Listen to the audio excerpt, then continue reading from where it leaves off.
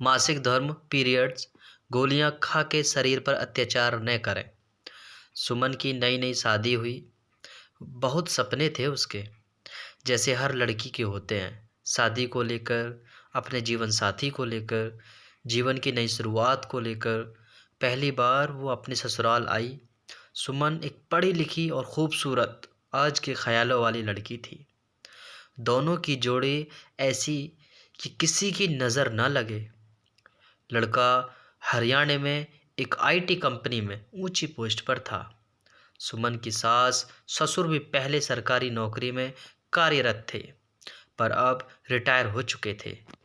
देवर भी बढ़िया सी नौकरी कर रहा था। सब कुछ एकदम अपनी जगह पर सही था। शादी के दिन सारे विधि विधान करते करते और घर आते आते बहुत ही रात हो गई थी। आते ही सुमन की सास ने एक छोटी सी घर में पूजा विधि कर ली।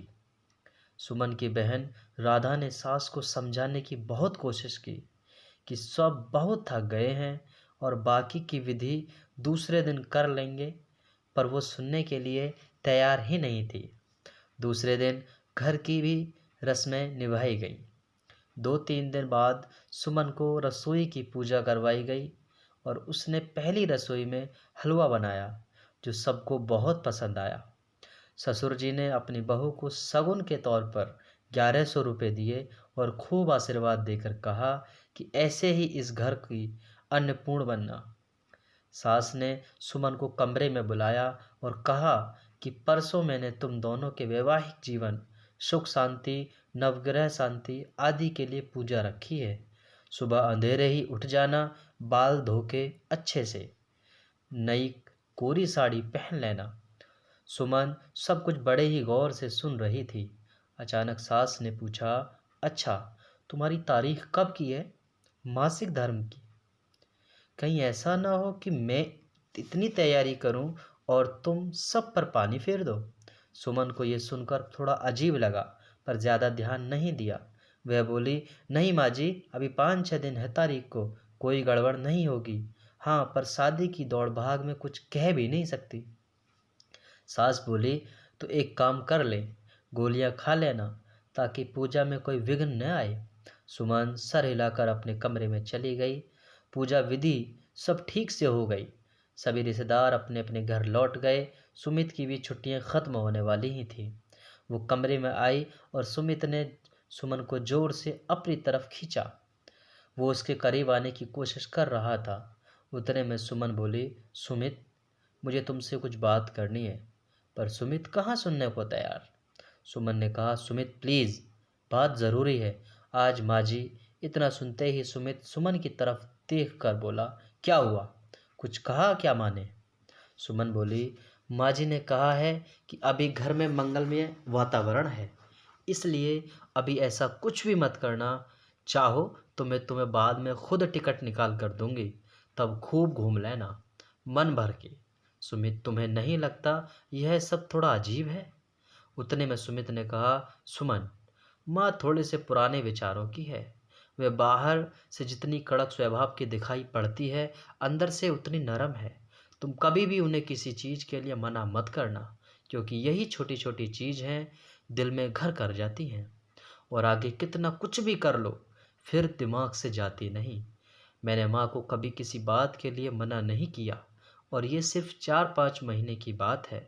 एक बार फ्लैट का बचा हुआ काम पूरा हो गया, फिर तुम मेरे साथ ही रहोगी।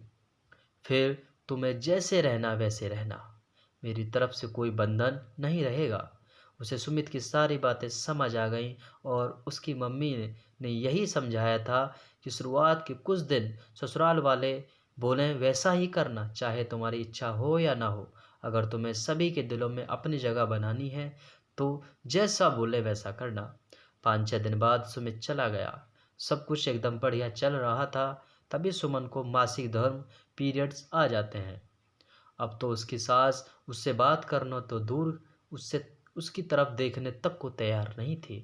स्टोर रूम में उसे रहने के लिए कहा और वहीं उसका खाना पीना सब कुछ भी। जैसे तैसे सुमन ने 4-5 दिन निकाले और आगे से पीरियड्स आने पर मम्मी के यहाँ जाना ठीक समझा। यह सुमन ने कहा तो सासू माँ बोली, हाँ सही भी है, घर भी अपवित्र नहीं होगा और मुझे बार बार छुआछूत के कारण साफ सफाई भी करनी नहीं पड़ेगी। गर्भ धारण करने के लिए मासिक धर्म जरूरी है, इसके बिना तो इंसान का जन्म ही नहीं हो सकता। जाने दो, क्यों मैं इतना सोच रही हूँ, मुझे क्या यहाँ रहना है, 4-5 महीने ही तो निकालने हैं। ऐसा कहकर उसने खुद को समझाया। थोड़े दिनों बाद कभी तीज त्योहार तो कभी कोई पूजा, कभी कुछ कभी कुछ, ऐसा कहकर सुमन को गोलियां लेने के लिए कहा जाता और घर में लड़ाई ना हो इसलिए वह ले लेती। उसका वजन बढ़ने लगा था। समझ नहीं आ रहा था ऐसा क्यों। खाना भी लिमिट में था, एक्सरसाइज भी समय पर करती थी, चिड़चिड़ी बहुत ही हो गई थी और शारीरिक और मानसिक तनाव वो अलग। पर सुमित के पास जाकर सब ठीक हो जाएगा, ऐसा सोचकर खुश हो जाती थी। कहते कहते साल भर निकल गया। अब कहीं जाकर वह सुमित के साथ रहने लगी अपने फ्लैट में। सब कुछ बढ़िया चल रहा था एकदम मन जैसे। कभी कभी सास का फ़ोन आ जाता कि अभी ये पूजा है और वैसी कोई बात हो तो गोलियां ले लेना। सुमित तो मना कर नहीं सकता और वह खुद ही समझाती कि बस एक बार कहीं नौकरी लग जाए तो यह कहकर मना कर दूंगी, छुट्टी नहीं मिल पाई और बार बार गोलियां भी नहीं लेनी पड़ेगी। ऐसे ही छुट्टियों में दोनों घर गए। सभी नाते रिश्तेदार भी आए हुए थे। तभी सुमित की बुआ जी बोली, बहू, हमें पता है तुम दोनों नए ख्यालात के हो। शादी की 3 साल हो गए, कुछ सोचा है बच्चे के बारे में या अभी और समय चाहिए? भाभी तो भगवान के हाथ धोकर पीछे पड़ी रहती है, पर कोई खुशखबरी मिलेगी ऐसा लग तो नहीं रहा। और सभी उनकी तरफ देखकर हंसने लगे। सुमन को यह बात तीर की तरह चुभी। उसके कमरे में आकर सुमित से कहना शुरू ही किया था कि सुमित बोला, तुम चिंता क्यों करती हो, अभी हमारी उम्र थोड़ी ना निकल गई। घर जाकर किसी अच्छे से डॉक्टर को दिखाकर इलाज करा लेंगे। 2 दिन बाद वे एक अच्छी गायनी के पास गए। डॉक्टर ने बैठने के लिए कहा। उन्होंने डॉक्टर को सारी बातें विस्तार से बताई। इतने में डॉक्टर ने कहा कि पहले मुझे सुमन तुम ये बताओ कि क्या तुम्हें हर महीने पीरियड्स आने में कोई प्रॉब्लम तो नहीं होती? सुमन ने बताया कि उसे ज़रूरत पड़ने पर पीरियड्स आगे होने के लिए गोलियां लेनी पड़ती है। डॉक्टर गुस्से में बोली, क्या फ़ायदा तुम्हारा पढ़ा लिखा होने का? तुम आजकल की लड़कियां अगर सर दर्द भी गोलियां लेती हो, उसके अपने साइड इफ़ेक्ट्स के बारे में पता करती हो। और तुमने तो सुमन, मैं तुमसे क्या कहूँ अब, तुम्हें थोड़ी भी कल्पना है कि ये गोलियां लेकर इनका हमारे शरीर पर कितना बुरा असर होगा। तुम्हारा तुम्हारी फैलोपियन ट्यूब में ब्लॉकेज आ गए हैं इन गोलियों के कारण, और तो और शरीर में होने वाले हार्मोन्स बदलने के कारण तुम्हारी दोनों ओवरीज डैमेज हो गई हैं। तुम्हारे गर्भाशय में गांठें बन गई हैं। तुम्हारे माँ बनने के चांसेस कम से कम 90% तक कम हो गए हैं। फिर भी मैं कोशिश करूँगी। पहले गोलियां देख कर देती हूँ। अगर गांठ निकल जाए तो, वरना तुम्हारा गर्भाशय निकालना पड़ेगा क्योंकि इन्फेक्शन भी फैल सकता है। ये बात सुनकर सुमन के हाथ पैर ठंडे पड़ गए। सुमित का भी यही हाल था। उन्होंने सोचा भी नहीं होगा कि इसका परिणाम इतना भयानक होगा। वह गुस्से में उठी और डॉक्टर से बोली, मुझे पता है मुझे ये नहीं करना चाहिए, लेकिन आप बताओ मुझे ऑपरेशन के लिए कब आना है? डॉक्टर बोली, आप ये क्या कह रही हो मिसेस सुमन? और नहीं तो क्या, ना गर्भाशय रहेगा, ना पीरियड्स आएंगे, और मेरे कारण किसी का गर्भ अपवित्र होगा। सही कहा ना मैंने सुमित? और वो वहाँ से चली गई। सुमित की राह न देखते हुए।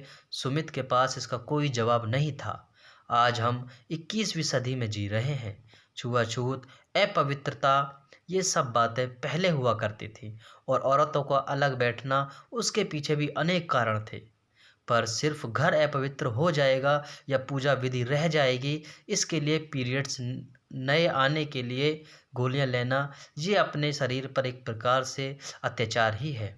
और इन गोलियों का दुष्परिणाम भी बहुत भयानक है। जो गलती सुमन ने की आप ने करें, बस यही गुजारिश है। और यही कहानी, यदि कहानी के माध्यम से आप तक पहुंचाना था। दोस्तों, स्टोरी अच्छी लगी तो हमारे चैनल को सब्सक्राइब करें, वीडियो को लाइक करें, कमेंट करें एंड शेयर करें। धन्यवाद।